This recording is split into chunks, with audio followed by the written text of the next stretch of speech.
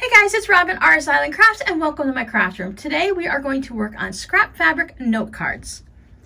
Come back next week and we're going to be talking about envelopes. We're going to do it a little bit backwards. We're going to make a specific size card that fits a standard size envelope. It's a standard card for a standard envelope, so everything should go together. But you can always adjust either the card or the envelope to fit your needs. Now, as you can see, I have a whole bunch of scraps. This one I use some longer, thin scraps. A lot of times I put little tiny ones on there. They might only be a 1/4 inch by 1 inch or 2 inches long. This allows you to use some of your smaller bits and scraps of fabric without having to throw them away. I know you guys are always looking for ways to use little bits. Some of you just like to toss them or put them into a pillowcase for a doggy bed. But for those of you that want another little craft to do with them, I'm going to show you how I make these cards.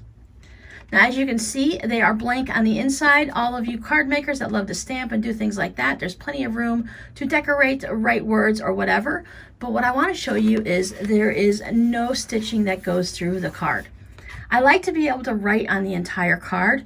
Maybe I might want to stamp a message or put a picture down here. I want to be able to make sure I have plenty of room to write, and I don't want to be writing over thread.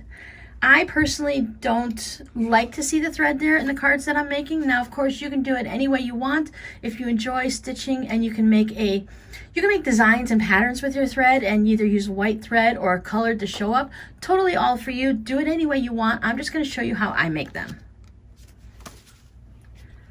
Now, before you think I'm so brilliant and I came up with this on my own, I have been carrying this card around from craft room to craft room, keeping it front and center so I don't put it in that safe spot where you can never find it for years and years. This scrap fabric note card came to me after doing an I Spy swap. I swapped with obsessively-stitching.blogspot.com. She had a big group of us that were swapping different squares all around. There was several swaps going on several years ago. I don't remember exactly. This doesn't have a date or anything on it, so it could have been in 2005 or it could have been in 2012. I don't remember. But I know I've held on this card for a while knowing that I wanted to go ahead and make my version of it. And I thought it was really great because there's no stitching through it. You can see the lines from just where it's been tacked down onto the card. But the stitching is all up here and it doesn't go all the way through. Now this card, she just did some big old chunky stitching to hold it down, and we can do that also. But I've been doing a little bit of free motion, especially when I'm using the smaller scraps. It's kind of hard to get everything done. You can do a lot of that little straight line. When we get ready to actually do the stitching on the cards, we'll go ahead and talk about the different options. I'm going to go ahead and put this note card back into its safe place where I can see it every day and I don't misplace it.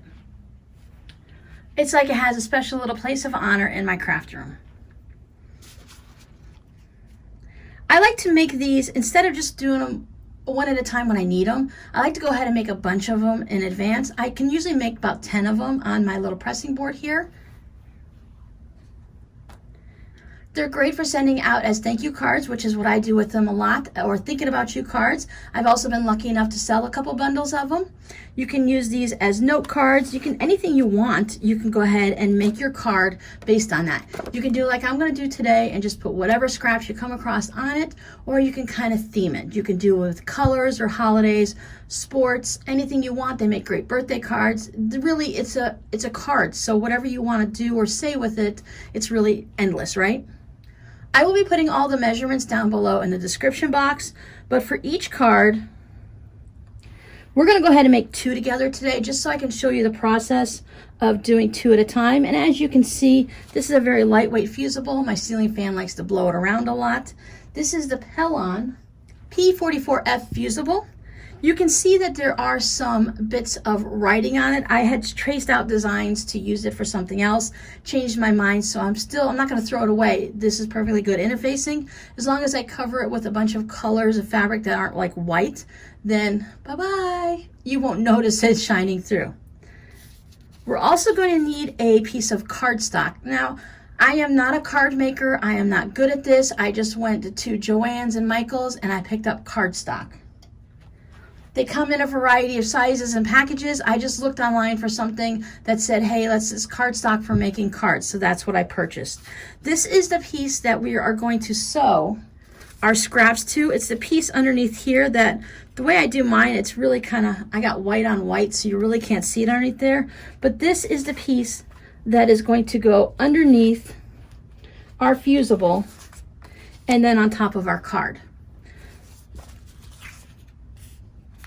So depending on the color of fabrics you use, you can really put any kind of cardstock underneath there. So this is the piece of cardstock. This is the same thing that I made my cards out of. I don't know anything about card making enough to know the different values. We've discussed this before. I can't get a handle on the weights of cards. You guys have been so sweet and tried to explain it to me. And I think if I got more into it, those numbers and ideas would stick. But I've got what I need. I've got enough to last me a long time, and I'll just reorder the same kinds again, right? So this is whatever kind of cardstock you can use for making your cards.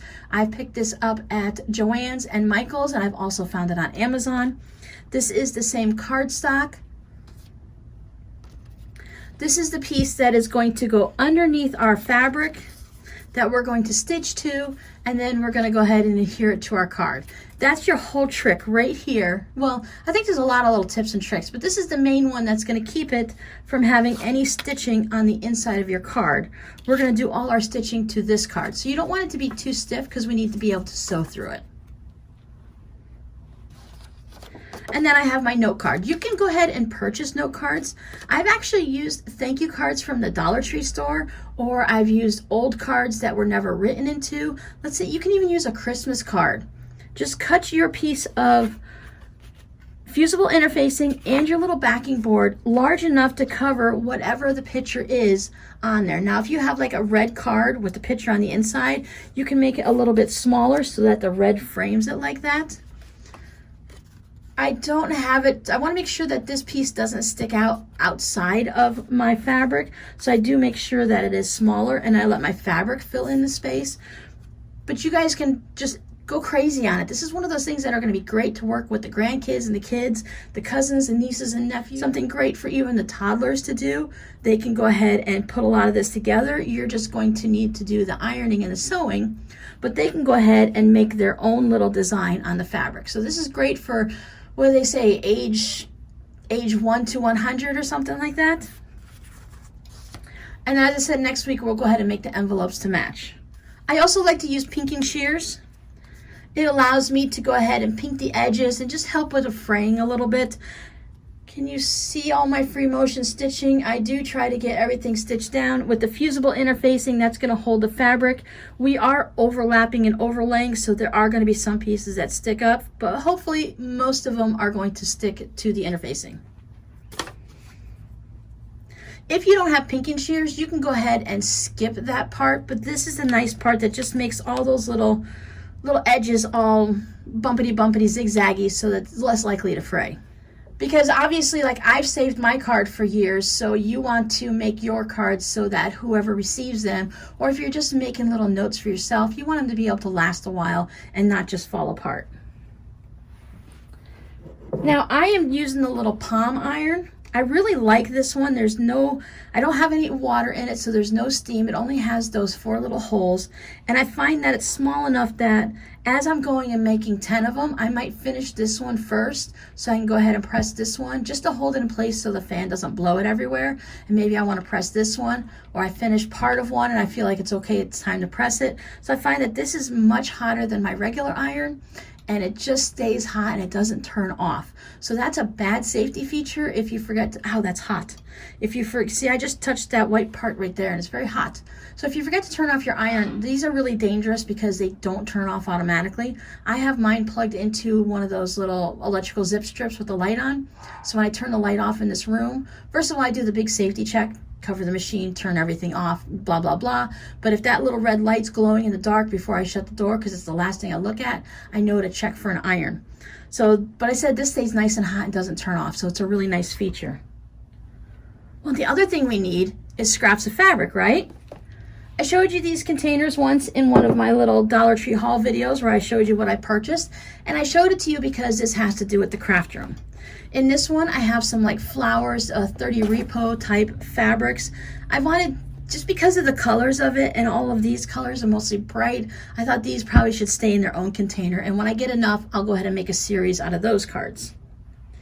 This one has my hodgepodge of everything. I just have little bits that I've saved. I have a bigger container that I keep to the side, but little strips, especially of the novelty fabrics. I think that these work out really well for certain cards.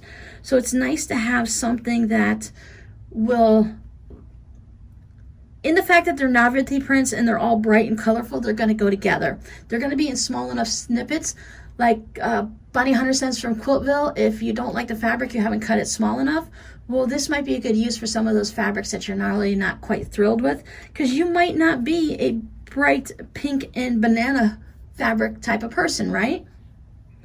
So I just keep these. With this being so full, it's time to go ahead and make some cards, so I can just go ahead and pick through that.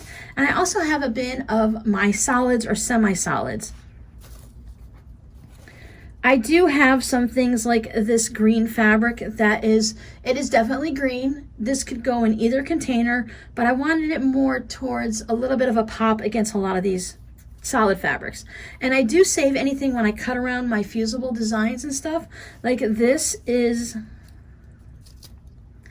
the ant from the fabric postcard I just made. So here is the design from the ant. It has all of the fusible on the back. I can go ahead and probably use this in 8 to 10 cards itself, because I don't need a lot of big pieces, and it's already fusible, so that's gonna make it double good when I fuse it to my fusible interfacing. I could even make a card and put this on top of it and just have it be nice so it has the whole outline of the spider. So maybe if you want to make Christmas stockings, you can have a solid red with the Christmas stocking cut out and maybe some crazy colors on the inside.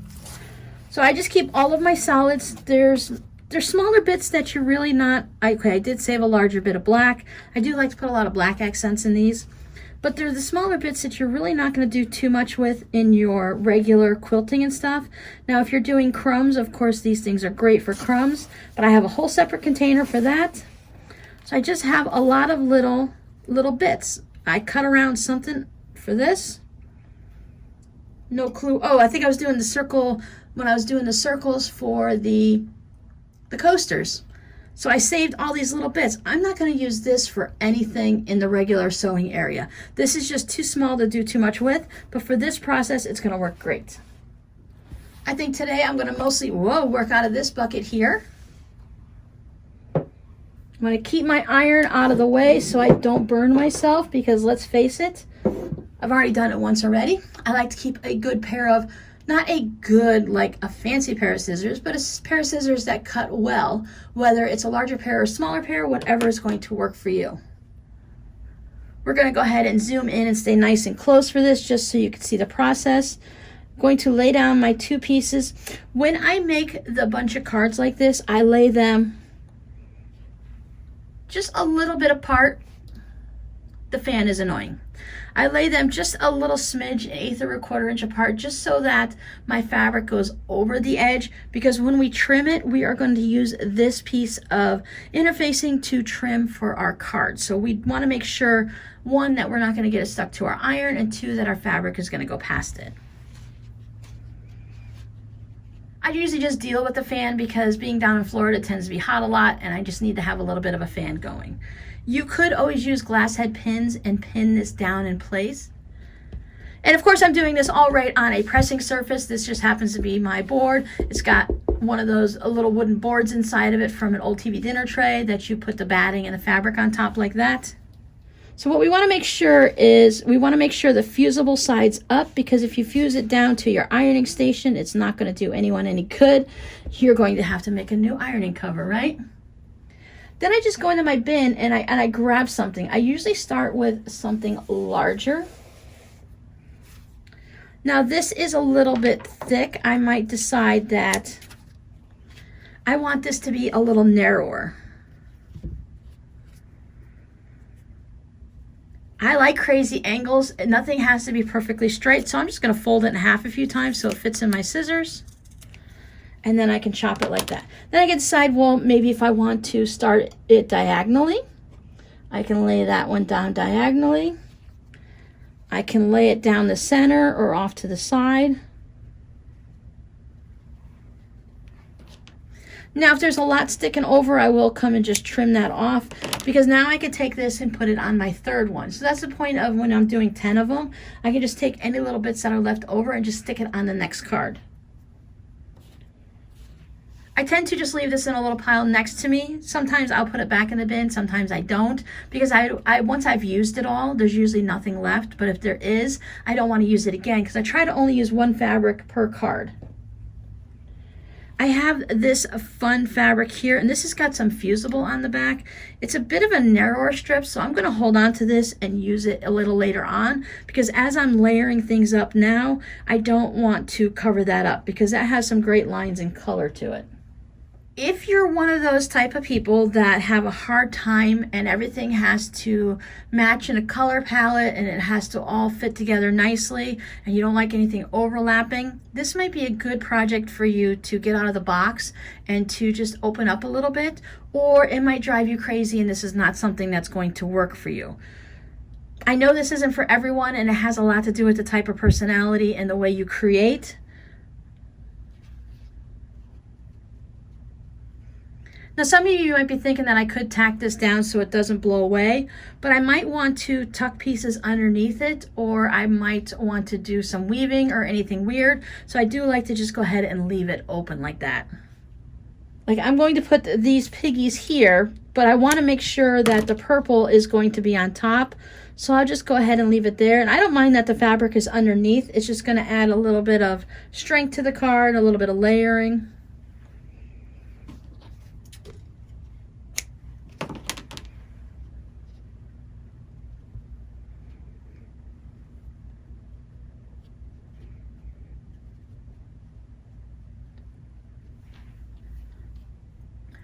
And that's all it is. It's really just taking pieces and deciding, let's see if we have some smaller, shorter pieces. Let's make a mess.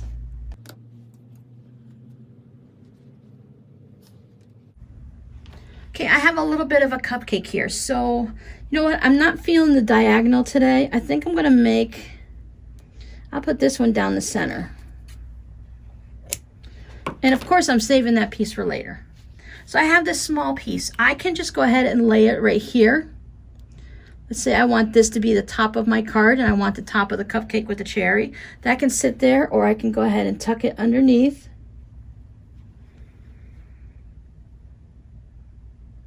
There's nothing here or there, and I'm just gonna go ahead and fill in that space after. I love finding something with a little bit like the polka dots and stuff like that. So I might go ahead and just add that. Maybe I want to put that underneath.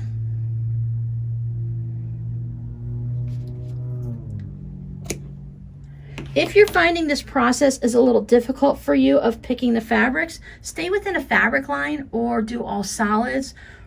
Maybe stick with the Christmas or Thanksgiving, 4th of July, whatever holiday theme. That way you know all your fabrics are going to go together and you're not going to worry so much about any type of craziness going on.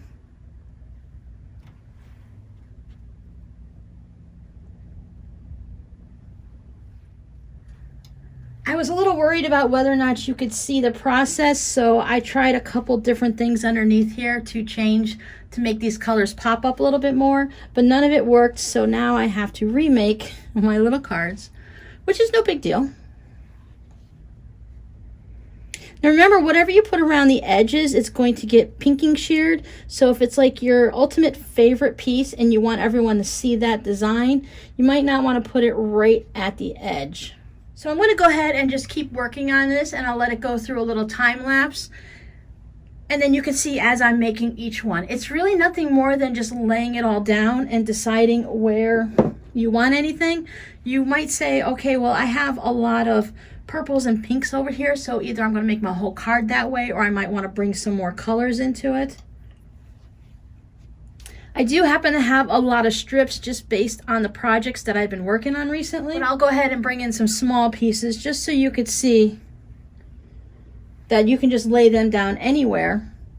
I am still saving little pieces that I've been finding, that this one has a little fusible on it also, that I want to save to put on last so that they're on top of something, so that it doesn't get disappeared. So like I might want to lay it down like this later so that the brown polka dots go with the aqua, because those always look nice together. But if you're looking for a small piece and you don't have any, so you can have something like this, that maybe I want some blue, so that's Elsa or Anna's dress, I don't know which. So I can add a little bit of blue onto there. And then I still have all of this. I have this design, the purple on the polka dots, and then I have the polka dots. I can trim them up. I can make an entire polka dot project. So even though I have the same fabric there, I can go ahead and add a piece here. And it's going to be different. I can even, now this one's going to show pink polka dots, so I probably wouldn't put it on the same one. But I might want to just add it onto that one. I have skinny to wider pieces. It's all going to work. So if I have a little spot that I need to fill in, maybe I just want to go ahead and put the doggy paw prints there. I might have to move things around and rearrange it just a tad, because maybe it's not quite... I'm overlapping onto my piggies just a little bit. I don't want to have any of that fusible sticking out. I don't want to see it, and I don't want to stick it to my iron. And this is why I don't press anything down, because maybe I want to tuck some pieces under, and maybe I want some pieces to go on top, like this one. So I'm just going to keep picking through my pile. I promise I'll stop talking now and go ahead and do the time lapse.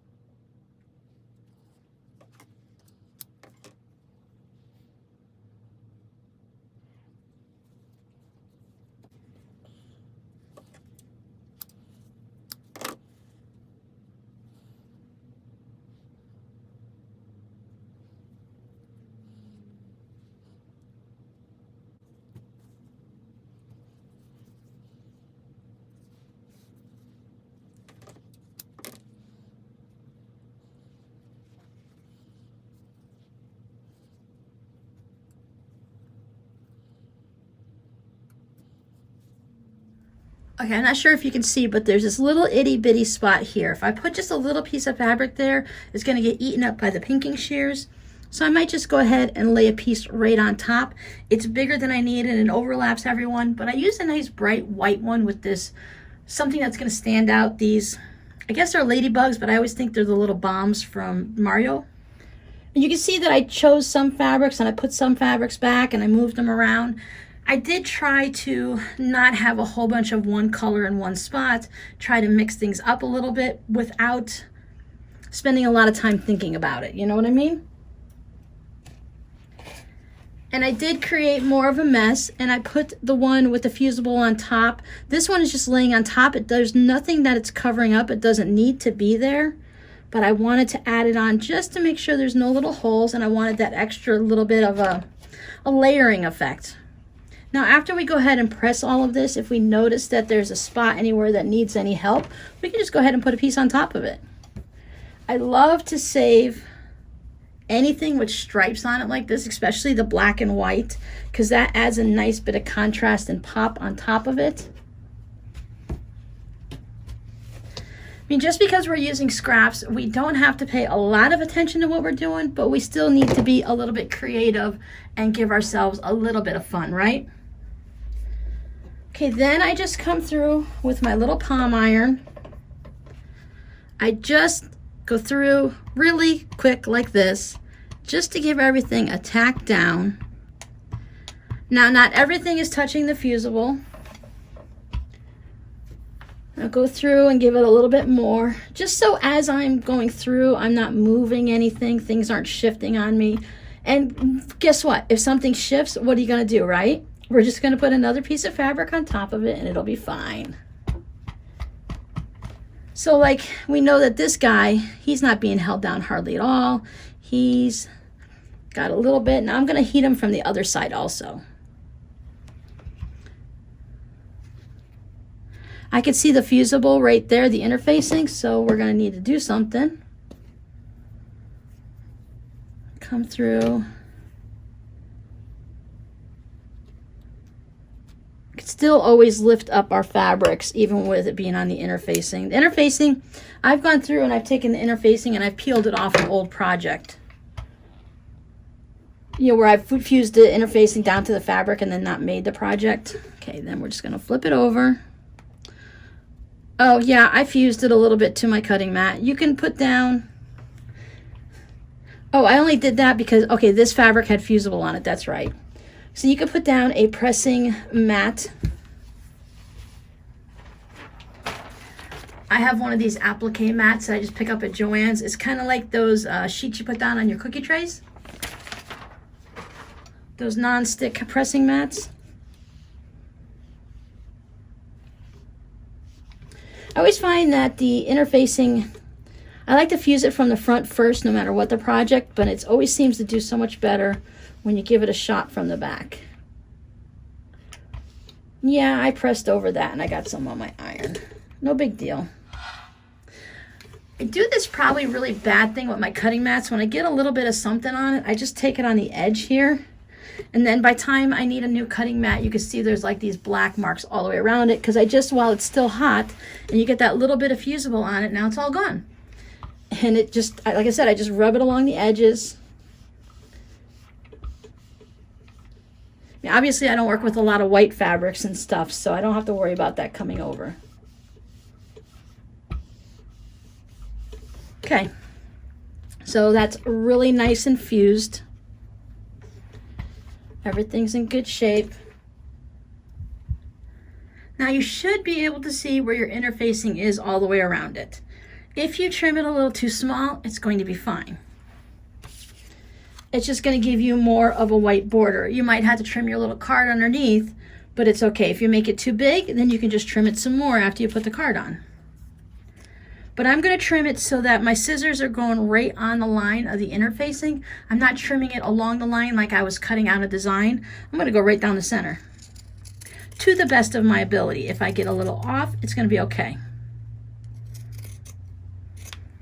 You want to try to get the best of a rectangle that you can. You don't really want to have, what are they, a rhombus that are all weird shapes on the sides.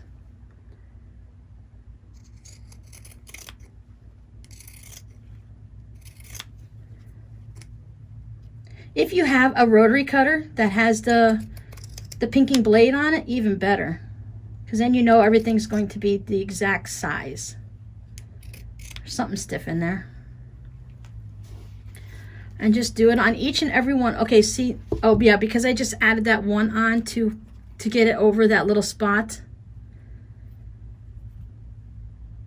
You could see that the interfacing is right there, but it's not enough to hold it on, but this is holding it on, so it'll be okay. I'll just do this side first. This is why the pinking blade would be a really good idea. Once I start really doing more and more of these, it's probably something I'll need to order just to save time, to get them all the same size, and then not have to worry about any of that.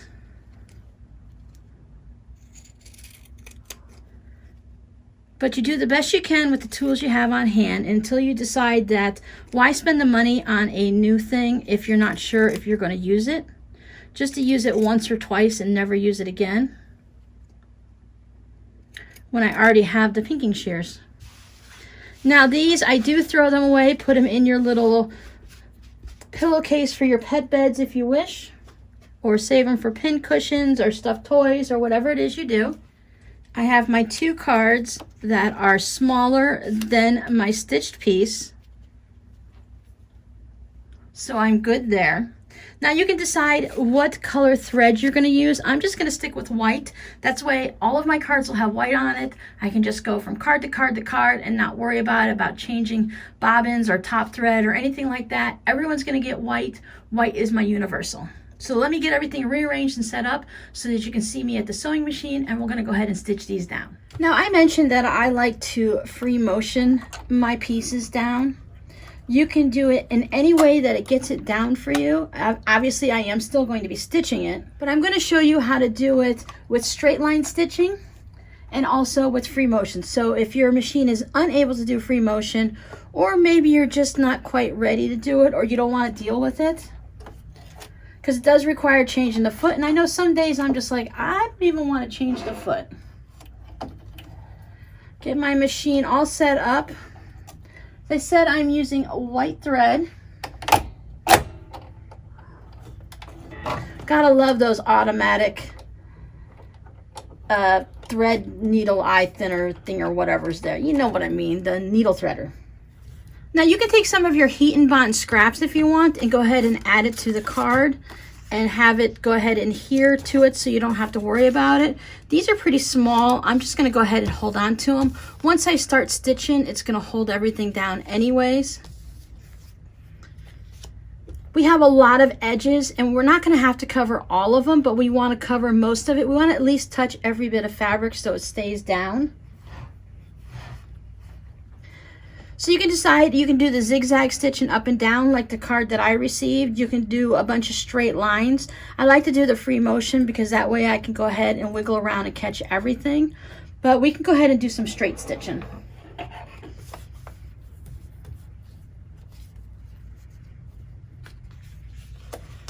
When I first turn my machine on, it turns on at a 2.4 on my stitch length. I'm gonna bump that up.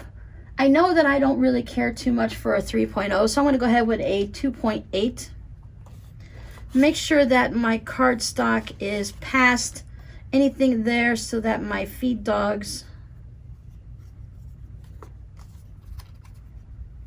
won't get tangled up in it. You can do some specialty stitches, you can do some straight line, you can do zigzags, you can do wiggly wigglies.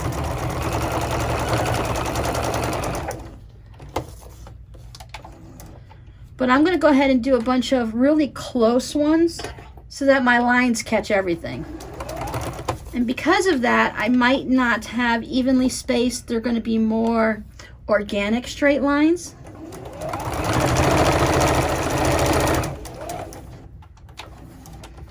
Because I'm just wiggling and squiggling around to make sure I hit everybody.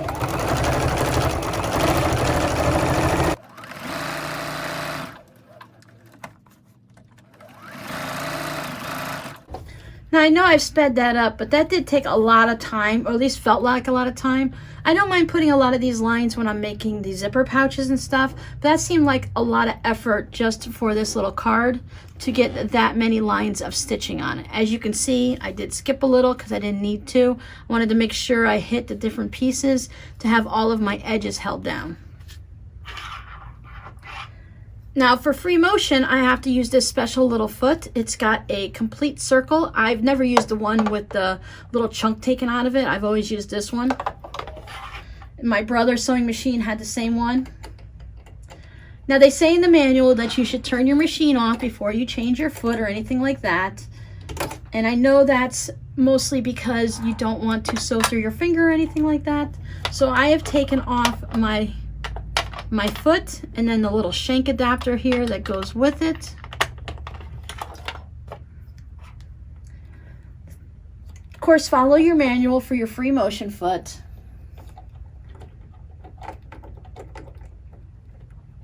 But it just slides right back over here. I know you can't see with my fingers in the way. It's got the little springy part over on this side so that the foot bounces up and down. Tighten, but don't over tighten. Put this where you're not going to lose it. I leave it right in the front of my machine where all my digital stuff is over there so that I don't do any time of issues. I don't mess with changing where this is and how high up it is. When I put it down, it's pretty close because I use cotton batting, so I don't need to be high off.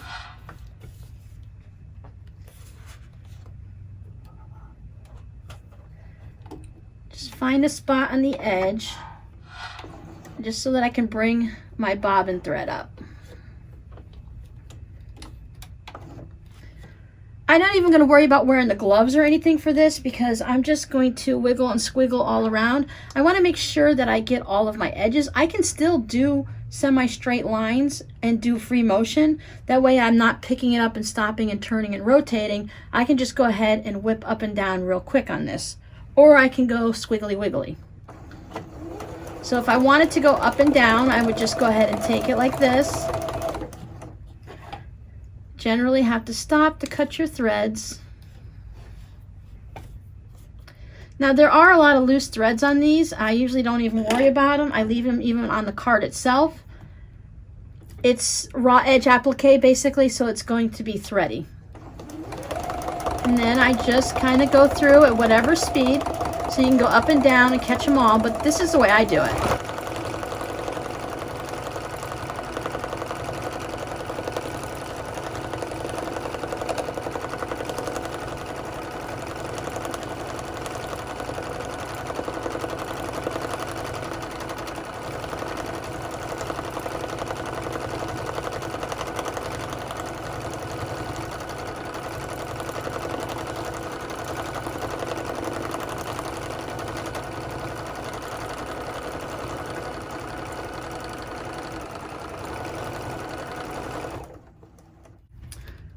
So now I notice I have a little spot here, so let me just go ahead and work my way up there and cover that.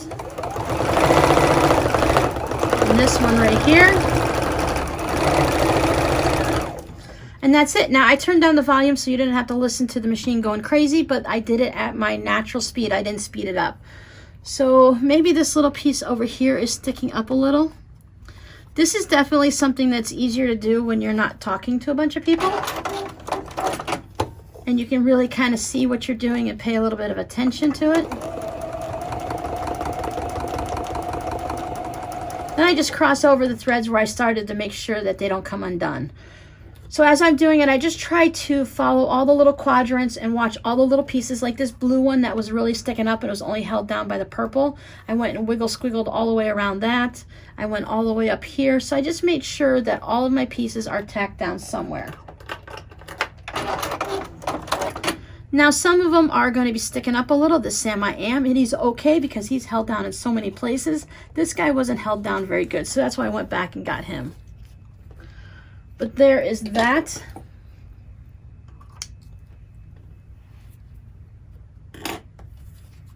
And you see all the wiggle squiggles on the back. Now because I'm going through cardstock, they always appear like they're a little loose, and that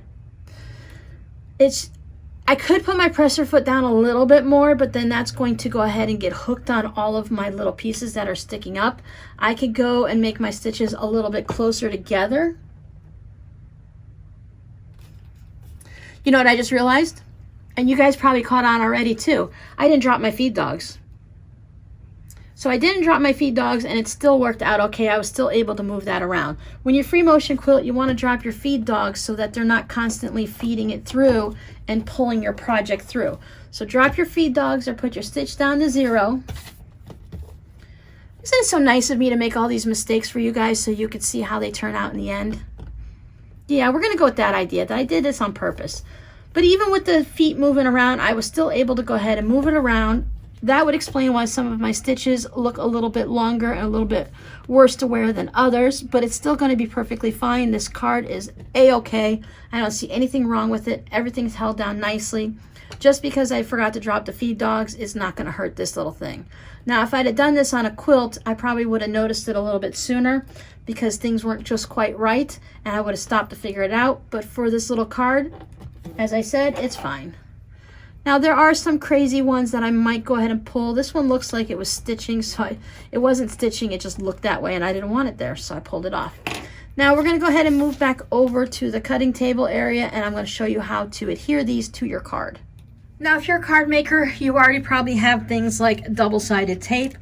I did find this Jot brand, once again at the Dollar Tree, because I wanted to try things out without spending a lot of money and getting really into it to see if I was going to work on these. I've also purchased this double-sided tape that comes in a roll. You have to, it's sticky here. I'll show you when I do it, but you press it down and then you pull off the paper and it's sticky on both sides.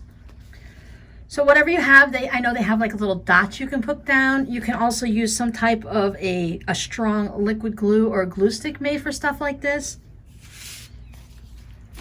I do like to stand up so that I can get it on my card just right, because if I'm sitting down, I'm too close to it and I can't get it nice and even. I do like to have it relatively even on my card. I would prefer not to, well look, you can do it this way too if you want. It would be kind of fun, but I like to have them lined up nice. If I were to go ahead and make them crooked like this, I would probably want them to be smaller so that they're not hanging over the edge, right? So whether you have some type of a roll or you have one of those rollers like this that you can put your double stick tape down, or you use one of these. These are just going to be sitting on the card, but I do want them to be nice and sturdy. This is 1/4 inch. I also have the narrower 1/8 of an inch that will work fine, so I think I'll just go ahead and use that on these. Once again, non-professional card maker here. We're just quilters having fun with scraps, right? So I'm going to just tape it so that it's mainly on the card and not onto the fabric, but if it goes on the fabric, I'm not going to cry. And I'm going to go ahead and just put 3 on each card. Now remember, we're putting this on the stitching, so I have another little trick once I get these on that I do for them. I find that this double stick tape works really well for it, and this works really well too. I like that there's options for different widths that you can purchase.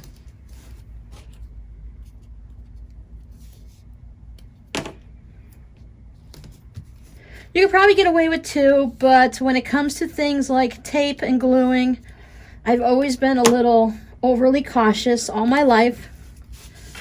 Ask my family about the Christmas presents. Now I have this little hair marker thing. You can, if you have one of those little brayer rollers like that, you can roll on it too, that works. I just go ahead and just rub it just to make sure that that tape has gotten stuck and it's not just sticking to the thread, that it's going all the way through to that cardstock.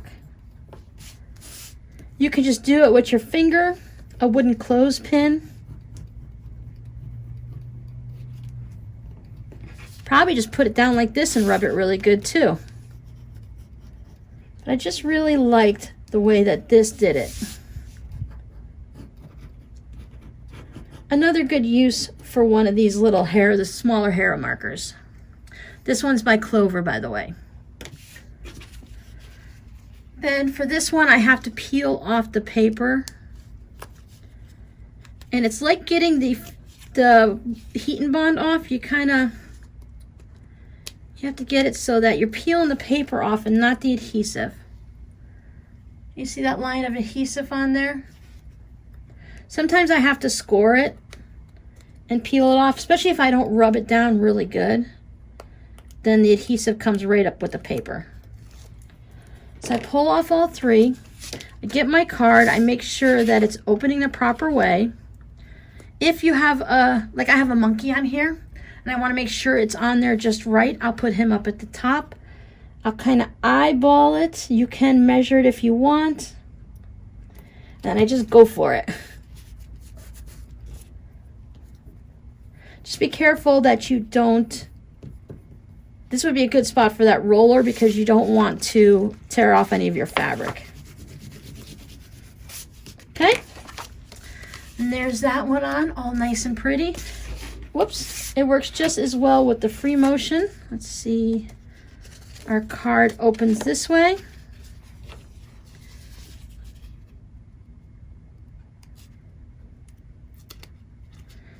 Kind of have that thrill of like when you were a kid and you had sticker books and stuff, and you could peel all the stickers off and place them wherever you wanted.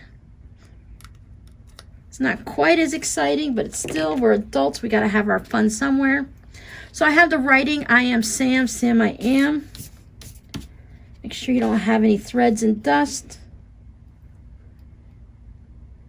Once you stick this down, you're committed. Open it up, give it a little massage to make sure it's all going to stay down.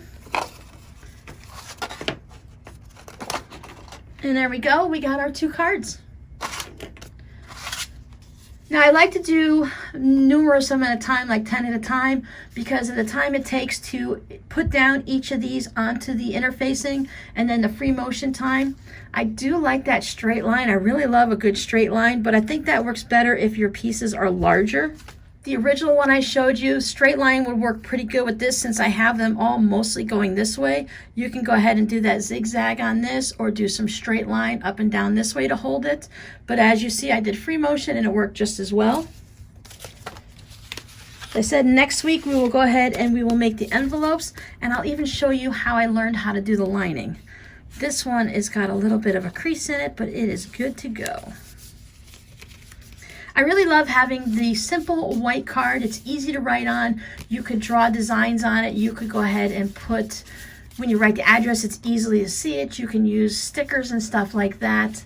And then you have that nice pop of, oh, look, there's something else in there. And then when you pull out the card. So if you guys have any questions, please leave them down below in the description box. If you need any of the measurements, look down below. I'm going to make sure I put them down there for you guys. I can't give you any amazing sources for any of the supplies. I just basically go to a craft store and pick them up. Or as I said, you can use an old card or a greeting card or something like that and just cover the top of it.